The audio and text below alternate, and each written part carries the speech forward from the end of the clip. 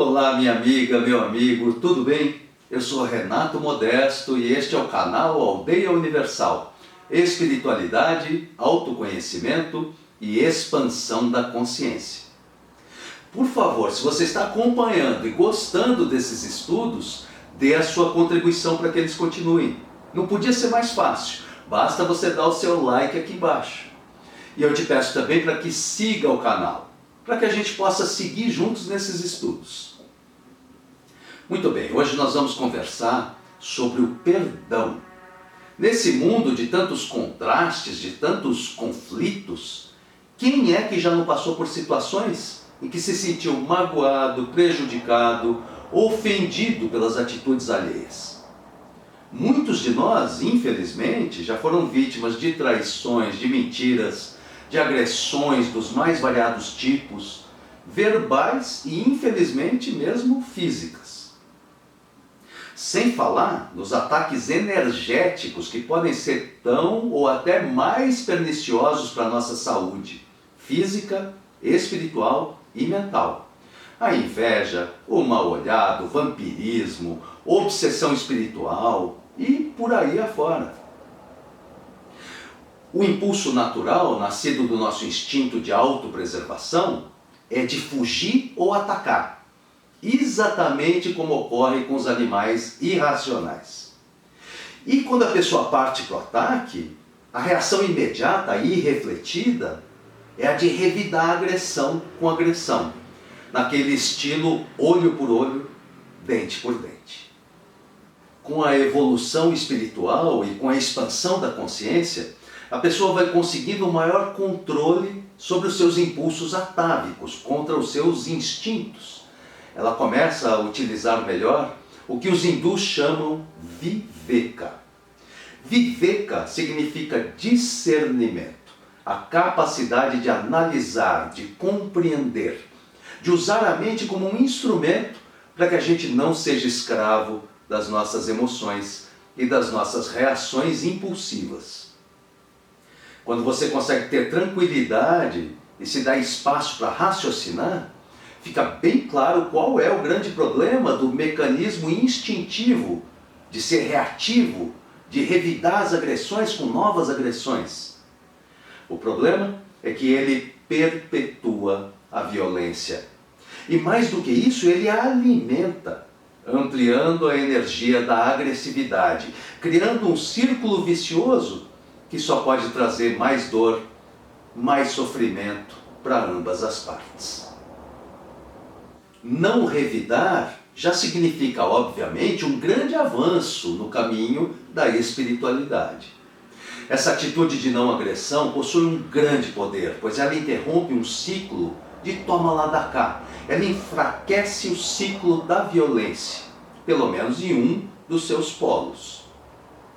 Isso é chamado pelos hindus de ahimsa, o preceito de não fazer o mal a nenhum ser, sob nenhum pretexto, mesmo quando parece existir para isso algum tipo de provocação ou de justificativa.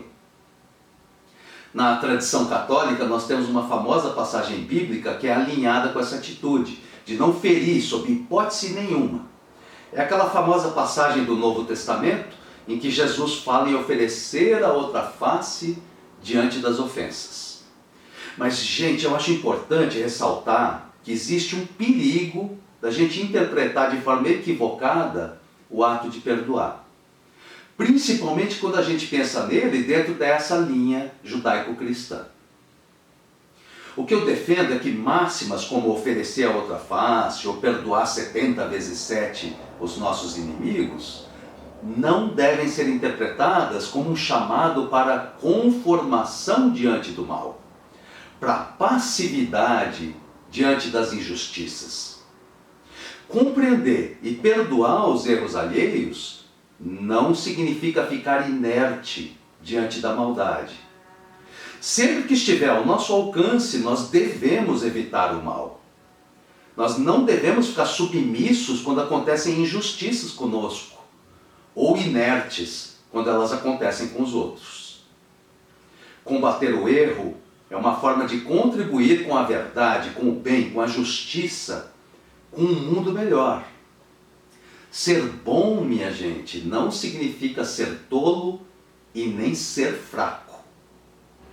A mesma tradição judaico-cristã conta que Jesus não era nada passivo diante de injustiças ou de maldades. Aquela passagem em que ele expulsa os vendilhões do templo, por exemplo, demonstra muito bem isso. E também o seu posicionamento ideológico, político, sempre conectado com a justiça, com a verdade, sem jamais se curvar ao poder dos romanos. Um posicionamento tão firme que acabou provocando a sua prisão e a sua execução por motivos políticos, porque o seu poder junto ao povo ameaçava o poder estabelecido. Não agredir, então, não é uma expressão de fraqueza, mas sim de clareza de pensamento, de força interior. Ao longo da primeira metade do século XX, sob a liderança de Mahatma Gandhi, a Índia conseguiu a sua independência da colonização inglesa utilizando uma conduta que é chamada Satyagraha, que significa resistência não violenta. Satya significa amor e Agraha significa força. Portanto, Satyagraha é a força que advém do amor. Eu acho importante destacar que essa atitude já é um método ativo e não deve ser confundido com uma resistência passiva. Aplicar essa filosofia na nossa vida significa agir com decisão para não ser mais vítima de violências. Significa proteger-se de todos os modos possíveis, buscando caminhos para mudar a situação violenta, equilibrando e transformando o que for preciso para minimizar e de preferência para acabar com o sofrimento.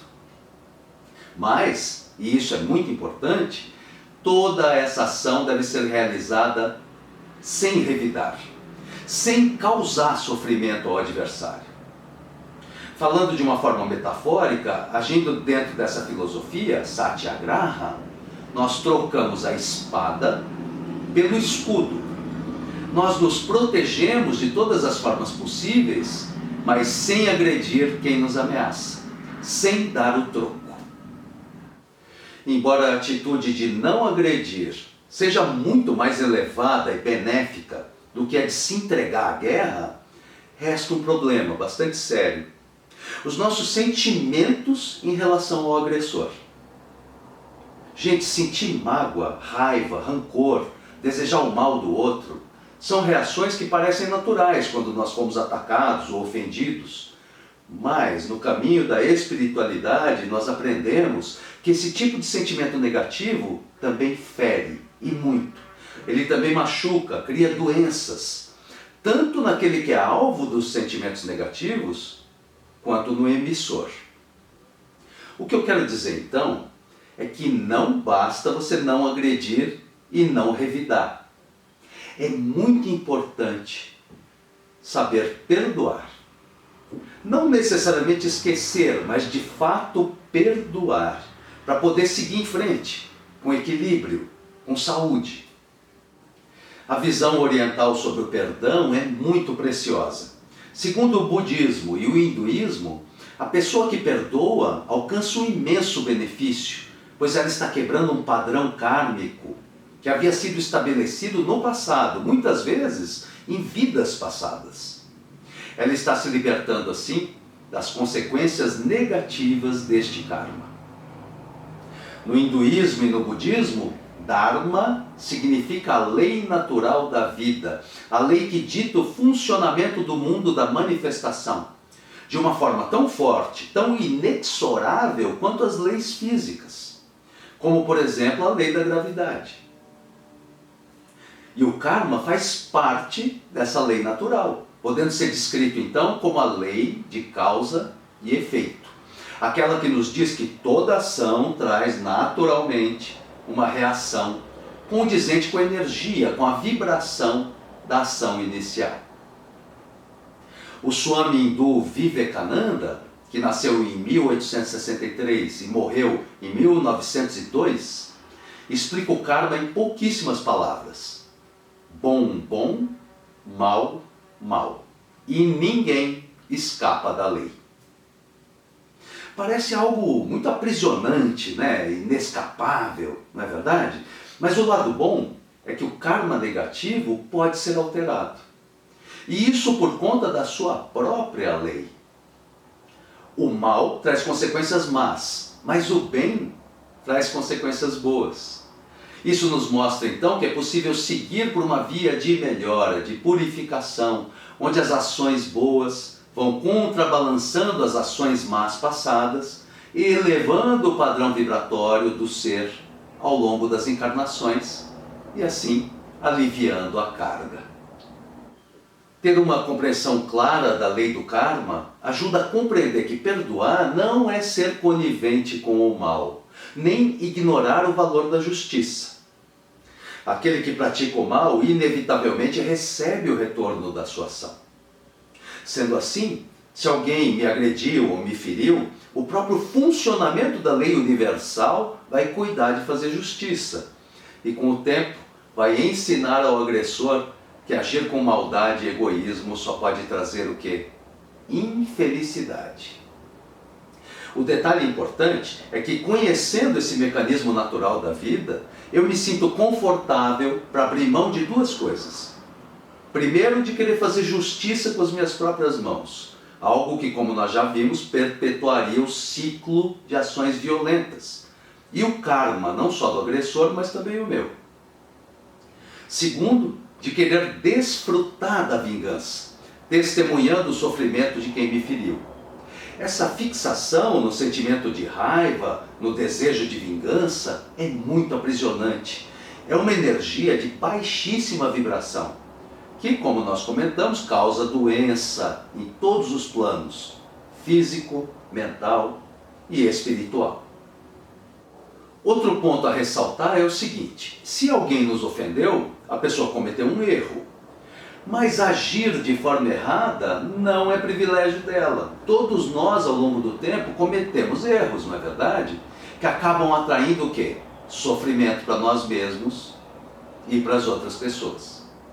Sabendo que nós somos humanos, encarnados, que falham, nós podemos ter uma maior compaixão pelos outros que também erram.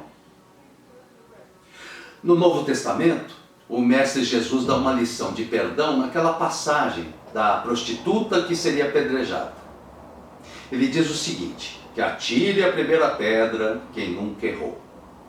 O que ele está ensinando, então, é justamente o fato de que nesse plano da existência, a imperfeição é algo comum a todos nós.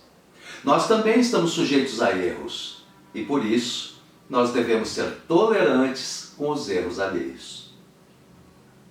Como diz a oração do Mestre São Francisco, o caminho é amar para ser amado, perdoar para ser perdoado. No último vídeo aqui do canal eu falei sobre o mal, sobre como nós podemos compreender a existência do mal no mundo.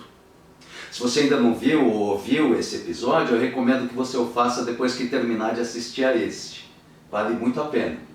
Ali eu comentei sobre uma teoria que me agrada muito a respeito da existência do mal. Segundo essa teoria, o mal não é uma força independente. Na verdade, ele é uma deturpação do bem, ou uma deturpação do amor. Quando a consciência, com C minúsculo do ser, está voltada muito mais para si mesmo do que para o todo, ele age como? Com egoísmo. Isso é, com amor só por si mesmo, exclusivamente por si mesmo. Ignorante da verdade da unidade cósmica, o ser acredita que é um corpo-mente separado do resto. Nesse grau de evolução consciencial, ele está certo de que deve lutar acima de tudo. Para quê? Para suprir as suas próprias necessidades. Vemos então que é sempre para satisfazer seus desejos, para ter algum tipo de prazer ou de vantagem, que um ser realiza o mal. É, portanto, por amor. Não é incrível? É por amor. Um amor deturpado, é claro. Um amor por si mesmo, em detrimento dos outros, na ilusão de que a separação observada no mundo manifestado é uma separação real. Não foi então para nos fazer mal que uma pessoa nos magoou ou nos agrediu, foi sempre para fazer bem a si mesma. É falso, claro, que ela tenha conseguido fazer algum bem para si mesma, porque ações violentas e más só podem atrair o quê? Violência e maldade. Mas, se nós compreendemos que ela agiu por estar equivocada, por ignorância, fica mais fácil ter compaixão, não é verdade? Fica mais fácil perdoar e desejar que aquela pessoa evolua e compreenda quem ela realmente é. O eu superior, o ser verdadeiro, não um efêmero corpo-mente apegado a desejos e aversões. Eu quero encerrar essa nossa conversa sobre o perdão lembrando de um último detalhe que é muito importante. Também é fundamental a gente saber perdoar a nós mesmos. Se nós pudermos compreender esse mecanismo do egoísmo que nos levou a errar, então nós estaremos no caminho certo para não errar novamente. Ou pelo menos, para errar menos. Sendo possível pedir perdão a quem nós magoamos, sendo possível ter alguma atitude de reparação, melhor ainda. Lembrando novamente da balança kármica, onde boas atitudes contrabalançam as más. E vão trazendo com o tempo uma existência mais tranquila, uma existência mais feliz. Se você gostou desse vídeo, por favor, dê o seu like aqui embaixo, deixe a sua pergunta, deixe seu comentário e compartilhe com os amigos. Eu também te peço que siga o canal Aldeia Universal aqui no YouTube para não perder nenhum dos nossos episódios. E caso você esteja ouvindo o podcast Aldeia Universal, por favor, inclua o canal na sua lista de favoritos. Muito obrigado pela sua companhia. Vai ser um grande prazer seguir nessa jornada de autoconhecimento com você. Até o próximo encontro, muita paz e felicidade em sua vida.